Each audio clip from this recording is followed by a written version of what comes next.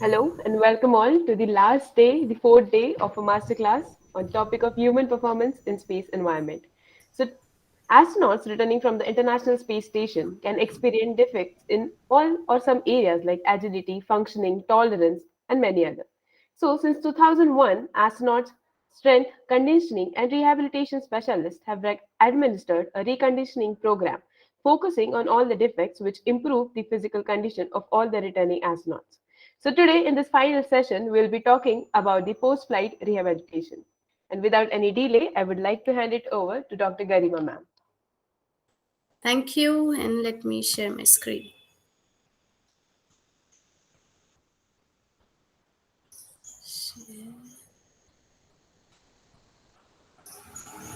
Can you see my PPT? Yes. Yes.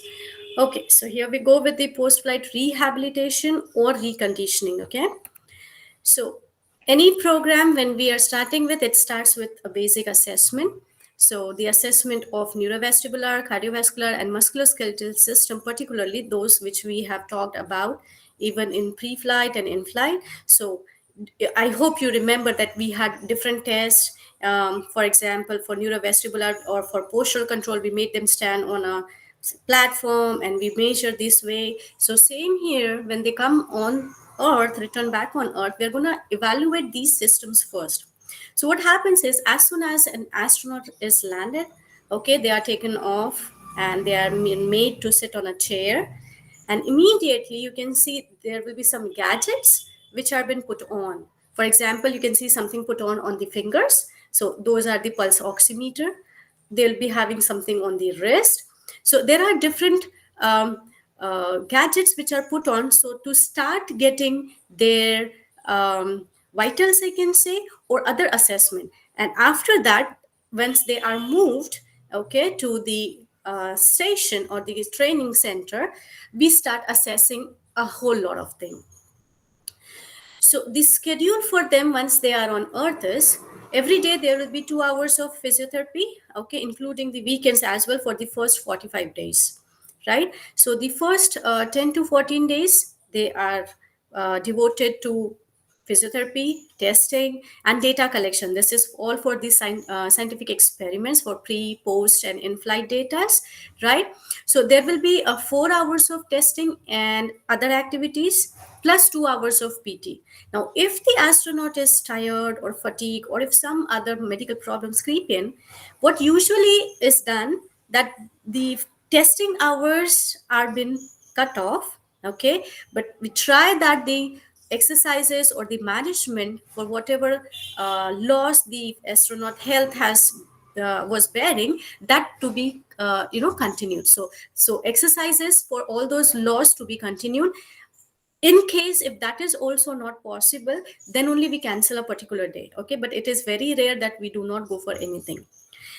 Then second is, after this 10 to 14 days, they will return to their normal 8-hour routines, right, including 2 hours of physiotherapy. Now this 2 hours of physiotherapy includes assessment as well as your treatment in the form of reconditioning exercises or rehabilitation.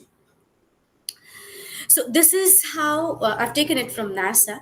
Okay, so this is how 45 days of program will look like. So maybe there are certain exercises that are done every day, and there are other set of exercises, those are done alternating days. Also, we start with the minimum load, okay, and we start focusing primarily first on the postural control.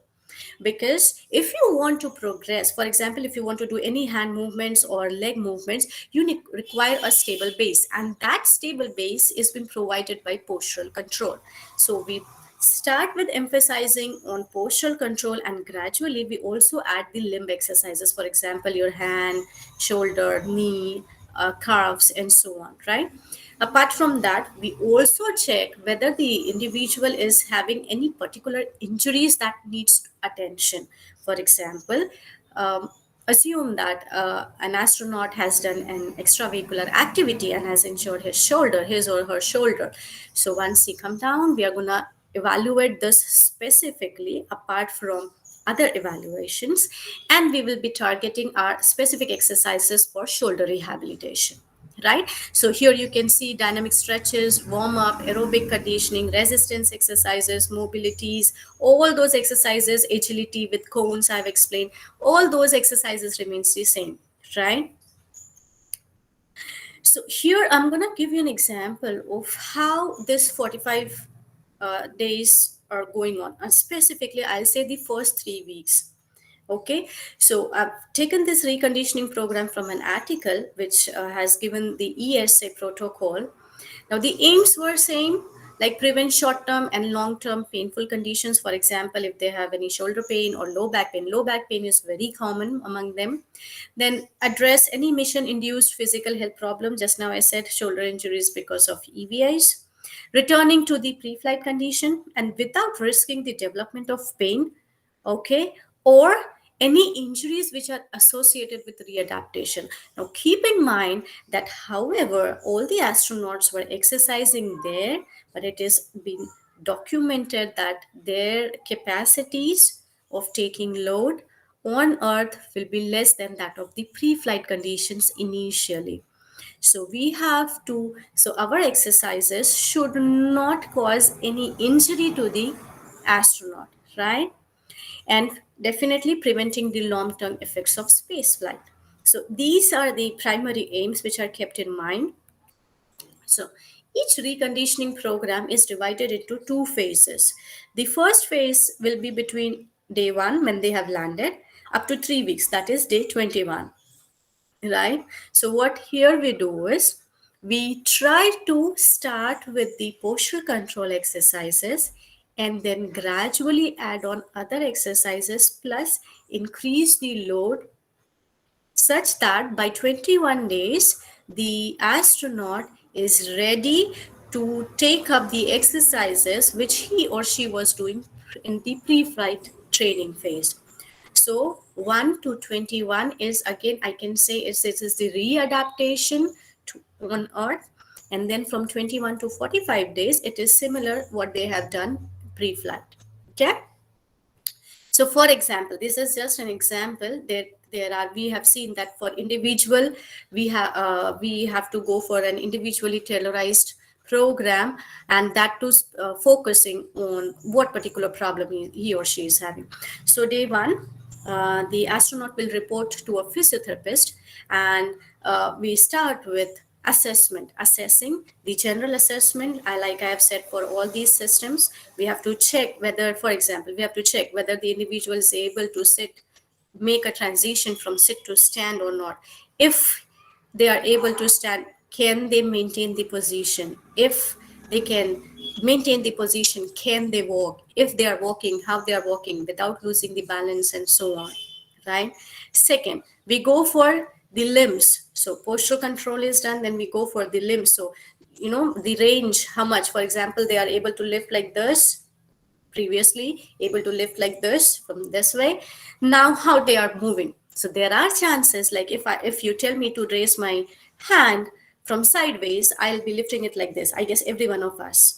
There are chances if there is an injury or say muscle weakness, they'll be doing like this. So they'll be lifting the shoulder up first, they'll try to bend, and then, so this is a compensatory movement. So whether for any of the ranges or any of the movements, the compensatory movements are there, or they are able to do it as previously or not, right? Then we go for the cardiovascular. So there will be assessing, the main concern is the orthostatic intolerance. Like I have already told you, orthostatic intolerance is while changing the position, for example lying down to standing up, or from sit to stand, or suddenly changing the position may cause dizziness in the astronauts. So it is very commonly seen.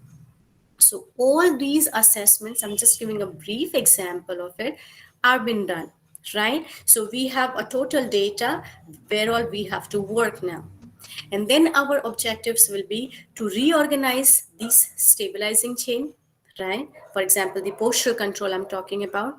Now we know the postures is being altered because of this microgravity. So we have to train them the correct posture as on which is optimal for the earth, right? The muscles, we have to start recruiting them. So all these objectives are kept in mind in day 1. After doing this particular assessment, we start with the very, very basic exercises. So for example, I said we have to have a stable base for the limbs to move. Limbs means hands and legs, right? So we start with the back exercises or your core in the abs, you call it as abdominal exercises, right? So we try to isolate those muscles and ask them to perform particular exercises that will start recruiting these muscles. Okay. And the intensities are kept low and the duration of exercise will be 90 minutes. Keep in mind that I've already said the 2 hours of PT session will be consisting of examination, that is assessment, plus exercises, including the rest period. Okay. So you can see a basic exercise here. So here we are trying to recruit the back muscle. So what we do is, by putting our hand on a particular muscle, we are trying to we are giving them a feedback that this is the muscle which you want, which you have to recruit. How you do that? So wherever I am touching you, wherever I am palpating you, you try to contract that muscle. Okay, so this is how we do with the back. Okay, and same way we do with the front.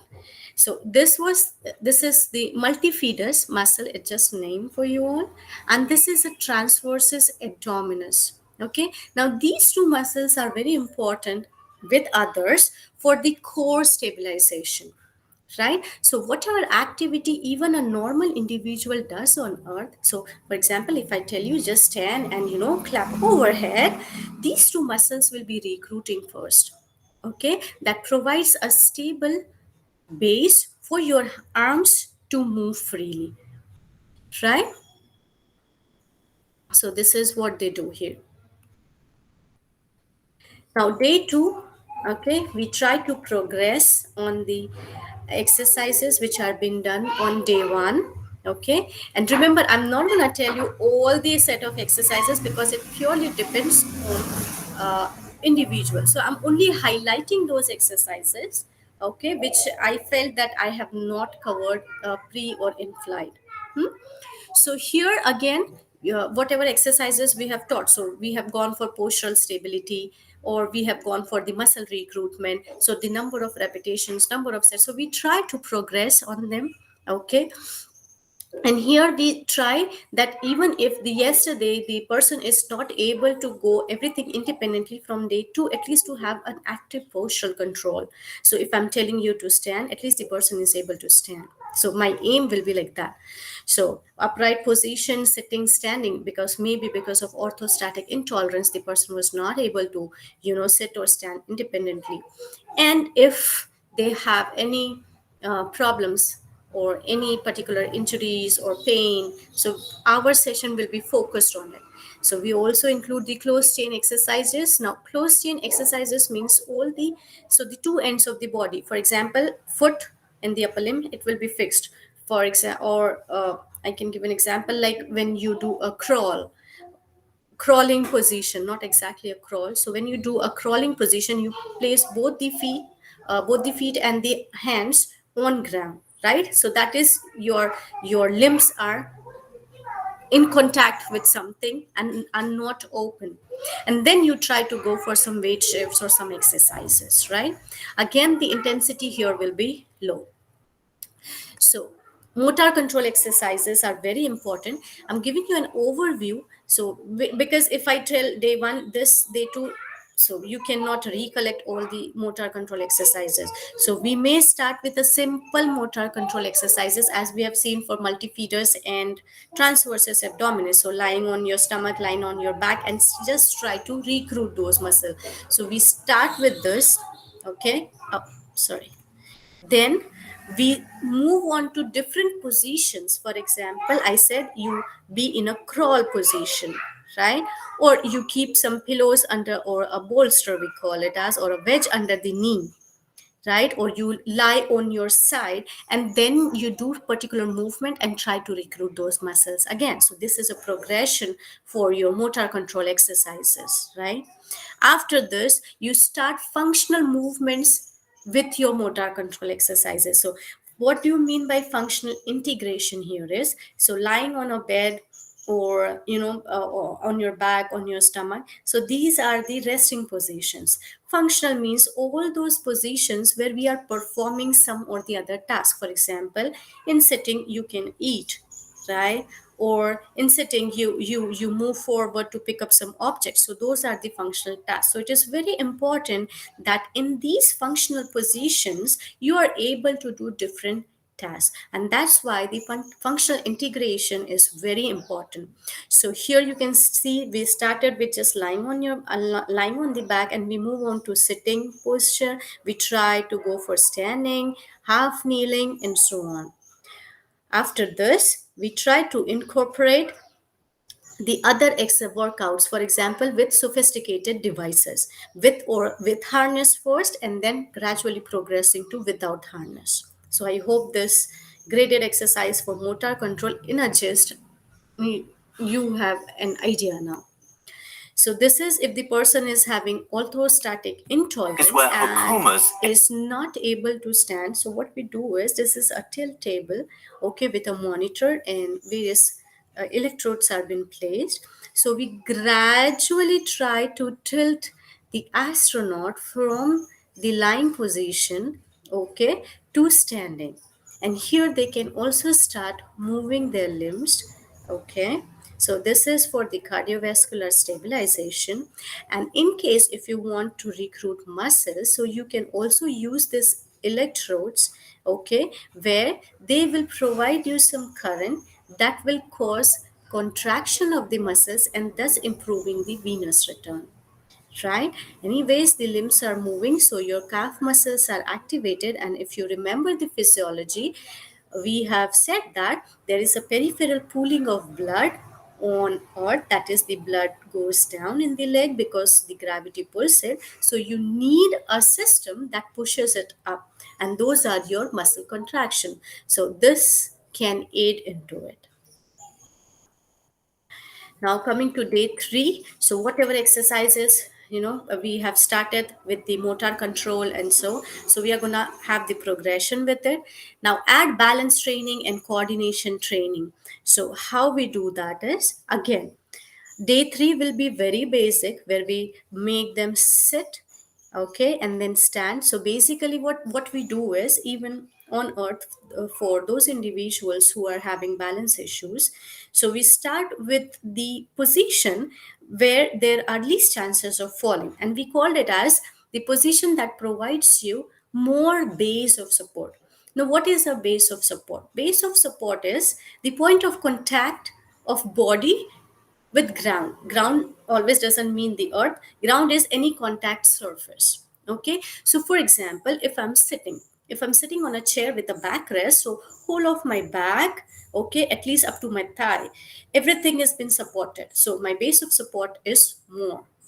When I stand, these are only my 2 feet which are in contact with the surface, so my base of support is much less. Again, when I'm standing with feet together, or I'm standing only on one leg, so my base of support is reducing. Now, as you reduce this base of support, the balance, or the balance or the posture control, it is being challenged, and you require much more control, okay, in order to maintain these particular positions. Additionally, when this is only maintaining a particular position, right? So this is how we go for progression. Now next comes is, we don't only stand, right? What we actually do is, in our day-to-day activity, for example, if I'm sitting, I'm continuously moving my hand, or if I'm working somewhere, say, for example, in kitchen, okay, let me say, if I'm working in my kitchen, so I'm standing on my 2 feet and I'm doing various tasks. So now adding those tasks while you are maintaining balance makes it more difficult. So it is dual task training, what we call, right? Same way, if I ask you to go on your one leg and then you perform some activity, it will become more and more difficult. So, do you want me to have an activity here now? So, you all can experience, though I have not planned, but I can do it. Yes, no. Yes, I guess we can do it. Yes. Okay, we'll do very simple activity. I will give you command and you can start doing it.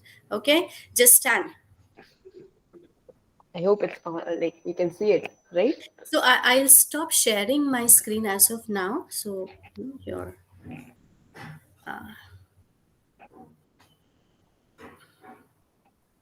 I don't think so. Asher and Yash will be able to. Oh, anyways, okay. Now stand how you stand normally, right? Okay. Now stand with both the feet together. Yes, and try to move your arm up and down. Easy, right? So we used to do this PT in school. Yeah, right. Now stand on one leg and now start to move your hands. Don't fall. Be careful. Okay. Now stand on your toes. Ah, see who lost balance? He's almost falling. So, okay, stand on your toes. Are you? Yes. Now try to move your hands up. Ah, that's it. So now, what was your experience? With two Anyone? feet on ground, it's much easier. I was comfortable with one leg up, but with toes, I just lost some balance there. Ah, Prasad, he was Uh, losing balance. So I guess you need some core stabilization. Just kidding.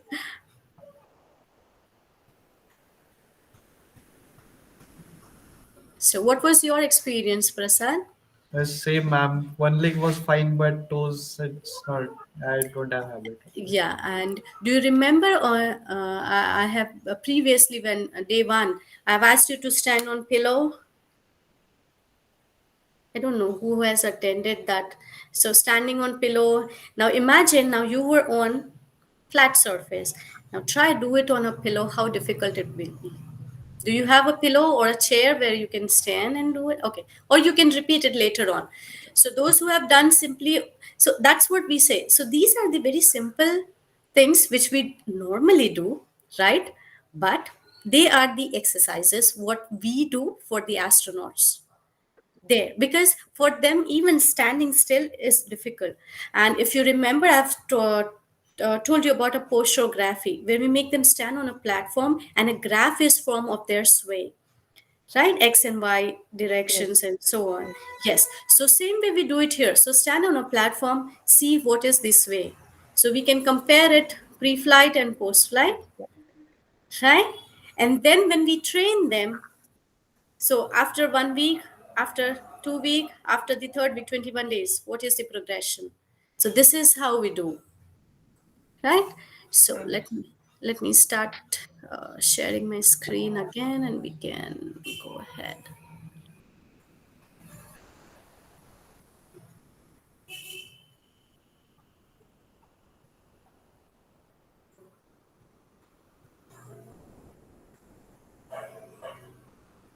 Where is it? Can you see my screen now? Yes, ma'am. Yes. So this is the same thing what they have done. Okay, so it's a lot of pictures, but actually this is what we do. So first we ask them to sit, okay, and maintain that sitting position. Then we ask them to go for in sitting itself, go for your head and the trunk movements. Okay, then we make them sitting on an unstable chair, so say a rolling chair or so on, right? Then in standing, so this is how we progress. And initially we give them auditory and visual feedback. So for example, if they are rotating or they are rotating unevenly, or if they are sitting but not able to maintain a particular posture, so we will be telling them how to correct it. So maybe they are sitting like this or they are leaning, so we tell them how to correct the posture, right? Same way in standing, this has been done. And then later on what we do is visual feedback, so that when they are standing or sitting on a forced platform, they can see in front of the monitor that how much that graph is moving away from the center. So the more it is moving away from the center means more postural sway they are having, that means more balance problems they are having, right? Same way in standing, and we tell them how to do it. Then we are moving ahead with the fascia training and low intensity functional exercises. Low intensity functional exercises, as I said, when we do the motor control exercises, we try to incorporate the functional positions and dual task into it, right? Fascia training. Fascia is a tissue, I will say a connective tissue in the body, okay? Not like you have skin, so underneath that you have fascia. Now that is also continuous throughout the body. So we feel that if it is contracted or if it is tightened, so we try to release that fascia. Now how it has been done, for example, uh, okay, if there's a tennis ball and you keep it under your feet and you just try to roll it with some pressure of your feet, so that will have a release effect on the fascia. This is just an example. So what we do is for different muscles, we use a bolster and we keep them underneath and we ask them to roll over it. Okay, just now I said like you keep the ball and your feet and you try to roll over the same way, right? And same, your coordination exercises, balance exercises goes on the same, right? Then on day 7, what we do is with your all this motor control, core stabilization and balance training, uh, stretching exercises, body loading, what we have seen, we start with the reaction training. Now what is a reaction training? um, okay, do anyone of you have um, let's say pencil or a scale with you? Any object, a vertical object, I mean to say. Scale or pencil or pen. Yeah, yeah, that will do. That will do. Or do you have anyone else with you in the room? No. No. No. Okay, fine, no worries. You can try it later on with your friends. What you have to do is actually we do it with a scale. Okay, I have so a scale. do you have a scale? Ah, you are an engineer, so you must be having a Yes. scale. Yeah. What, what we do is, okay, we ask them to, keep your hand like this, a straight hand, okay, and hold your fingers like this, right? Now to check the reaction time, a simple method I'll tell you. The another person, not you. If you are being tested, you have to do this particular. And so the another person, what they'll do is they'll hold the scale here, okay, and without your knowledge, we'll just drop it. And what you have to do is just grasp it and then measure how many centimeters or millimeters are there, right? So with practice, that is going to improve. That means the less the number, more better you are. Same way how we train for sports. I don't know, if you watch football or if you watch cricket, right? For example, for goalkeeper, the Yeah. ball comes suddenly and then he or she has to block it. So that is what, or some in cricket, I don't know what position it has been called, just Wicket near. keeper. No, no, no, no. V1 Even wicket keeper, but there is one point. At the point, someone stands for just near the batsman. What Gully is gully. that? Is that a girl? I don't know what is that. Okay, or you can simply say a very fast catch, gully or wicket keeper, whatever. So they catch it and they show you like in 0.46 seconds Yes. this catch. So that is the reaction time, Okay. right? That is the reaction time, and this is what we teach them because it has been delayed for the astronauts. Sorry, I'm just sharing and then stopping it in between this time.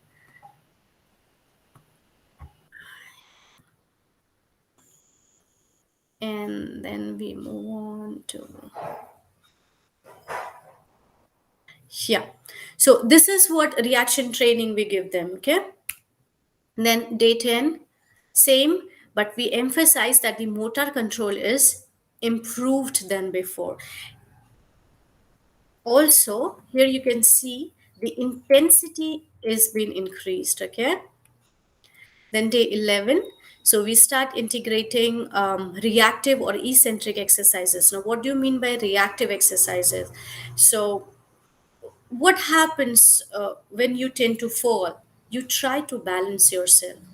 So when we make them stand on a platform that is stable, now what we try to do is now we'll make them stand on a moving platform.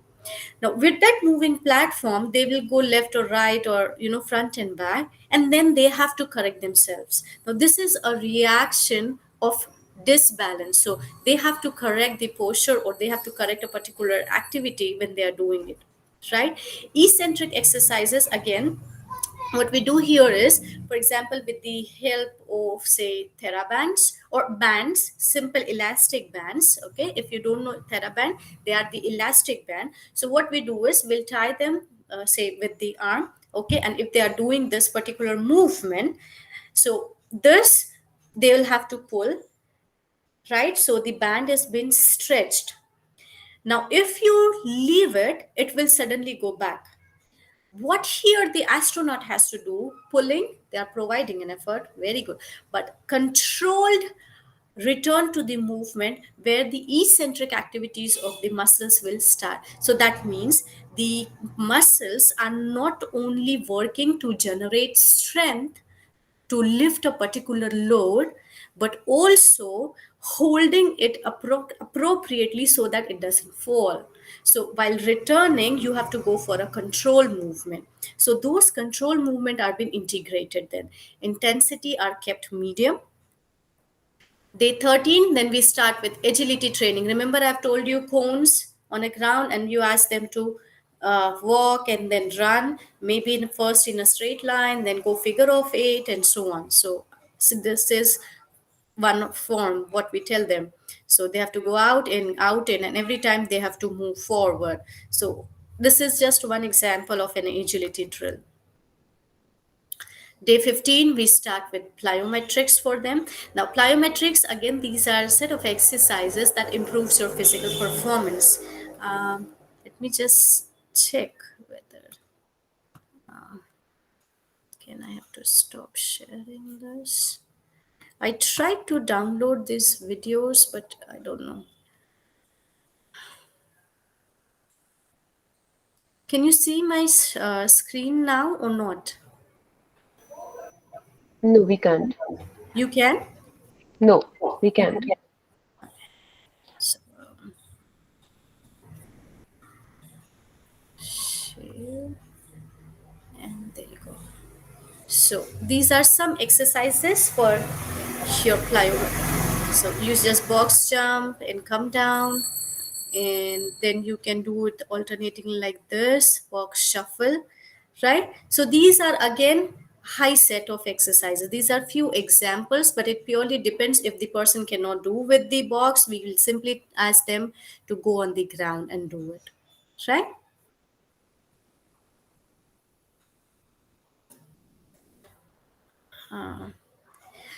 Then day 18, now we start with more complex movements, more number of repetitions, okay?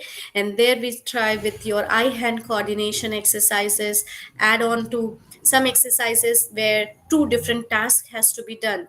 So for example, when I'm talking to you, you are listening to me and you were following my commands also. So stand, you were standing, stand with both feet together, clap your hands. So maintaining a posture and performing different tasks, plus your eye hand coordination. Now it is very important that we have heard, we are not heard, sorry, so we have seen that eye hand coordination has been affected because of microgravity. Now what is an eye hand coordination?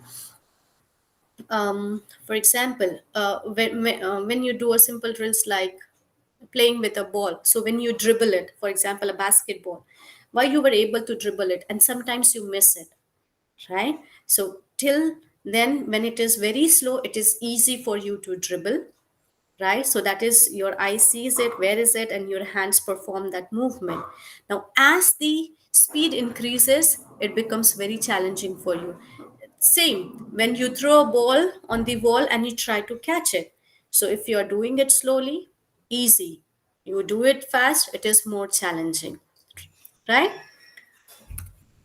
Now, finally comes the day 21, where we try to achieve uh, the fitness that is optimal for the astronaut to move on to phase 2, where they will starting with the pre-flight training exercises, and we include all the athletic movements.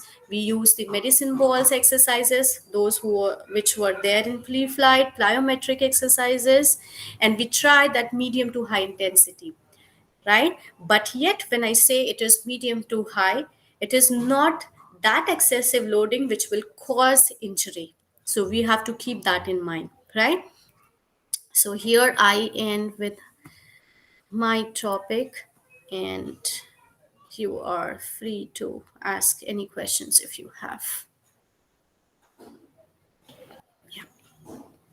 Thank you so Actually, you can type in the question if you have any. Yeah. And I try to make it simple for those who are not related with this background. So I hope you could get simple thing. It is just set of exercises based on what problem you have they have. Anyways, if not injury, they will be having deterioration in the system. So we are trying to adapt the systems back to the pre-flight stage in first 21 days, followed by starting with the pre-flight exercises, right? Yes.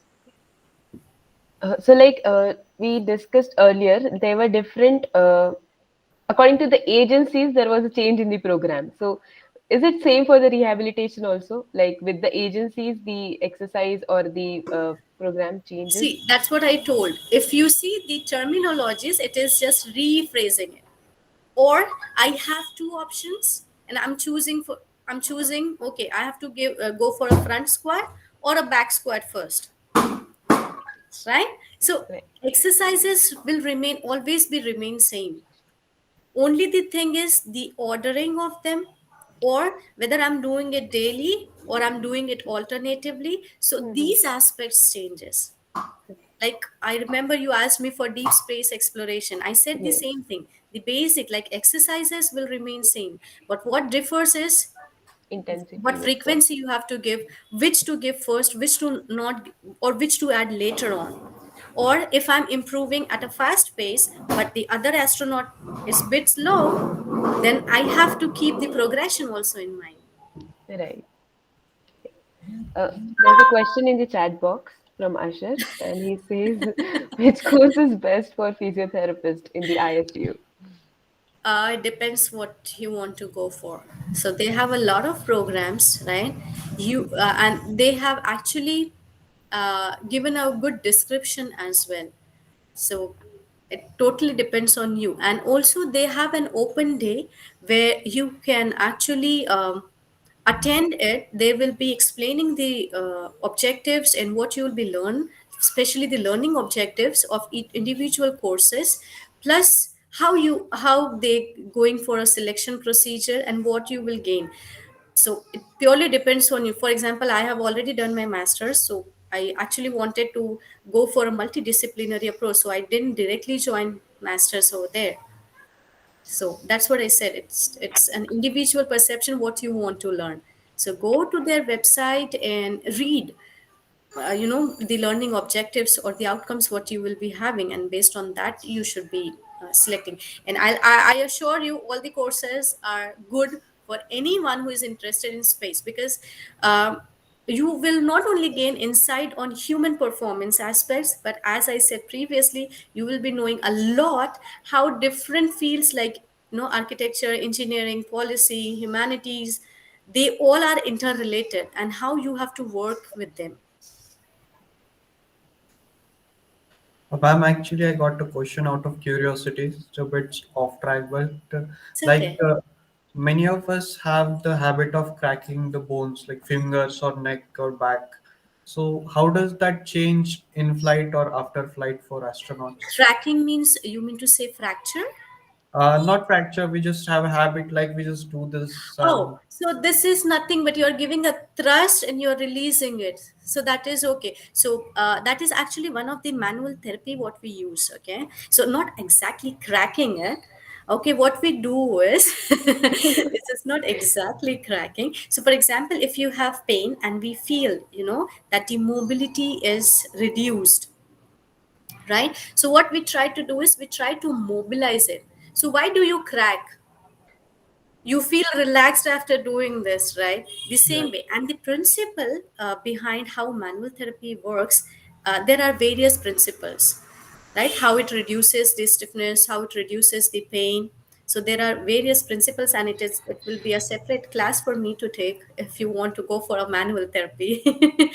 Right? But basically it is like, you feel stiff and you are just trying to increase the what you mean to say. But there are various ways. For example, if I'm touching, if I'm giving pressure, okay, if I'm repeatedly oscillating it, so these all are the different techniques there. And when you this is what you do is giving a thrust at the end. Yeah.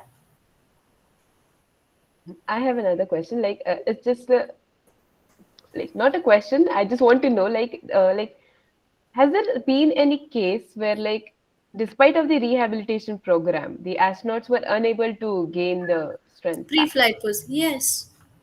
Okay, so it's Yes, like a there very are. common thing, or Uh, See, I won't say it's very common. We really work hard.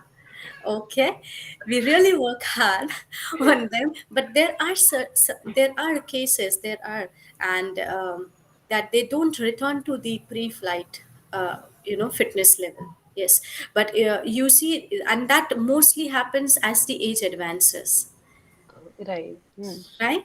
So you can see nowadays what happens is one astronaut's going for repeated ISS Missions. missions, right?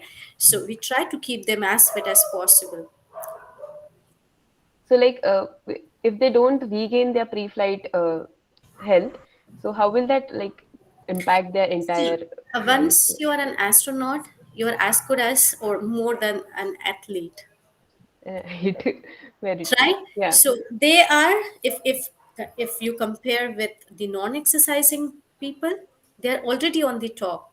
So maybe they are reaching the level of sedentary people. So in simpler way, I can say scientifically or medically, I have to use different terms. But if I have to tell you in layman terms, they're already exercising at their max, and we are not at all. So Right. maybe if they are able to walk 10 miles or 5 miles, we are only walking 1 mile a day, not even that, right? Yes. So, do we have any other questions other than this? Asher, do you have any other question?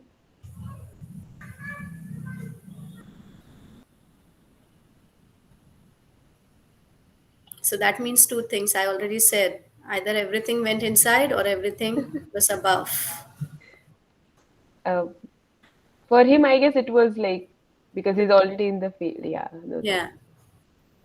so I think with this, we have come to the end of a 4-day masterclass. And we are very grateful for Dr. Garima Patel, ma'am, to spare some time from her schedule and give us such insightful presentations, sessions, and information, which I'm very sure if one like wants to explore this field, will definitely gain some insights about how he can, advance further. So thank you, ma'am, for coming in and giving us these sessions.